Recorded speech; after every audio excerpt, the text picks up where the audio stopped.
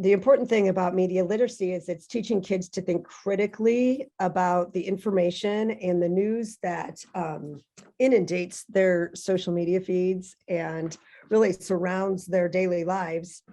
And our job as teachers and librarians is to teach them to think critically and to question, really to constantly question the information and the news headlines that that they come across.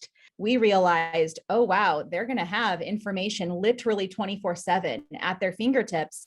And if we're having a discussion in class and students are Googling information, how are they making sure that they've verified and fact checked the information they're sharing? And so I would say around, like 2016, 2017, when LPS really started rolling out Chromebooks district-wide, that's when we really started in social studies to say, to meet the objectives of our curriculum, we need to make sure that media literacy is embedded.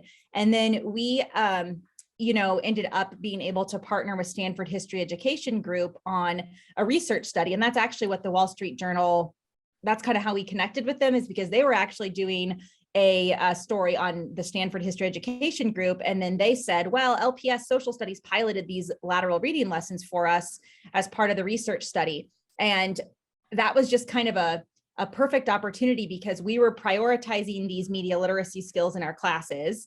And Stanford History Education Group was looking for some classrooms to pilot these lesson plans. And we needed a way to operationalize some of that stuff in our social studies courses. We ultimately want to create informed, engaged, and active citizens. And with the amount of information and the way information has changed over time, even within, the way we consume information has changed over time. And so we see the media literacy so closely tied to preparation for informed citizenship. It's more important than ever before, and that that we dedicate the time that's required of this kind of instruction for kids to learn these skills. This isn't a flyby sort of skill set that they can just pick up, nor do students pick it up by accident. These are the kind of skills that have to be intentionally taught and practiced and reinforced over and over and over again. And as technology changes, we have to up our games in terms of our skill set as well. And so we have to make sure that we have professionals in our schools that that have expertise in providing instruction on media literacy.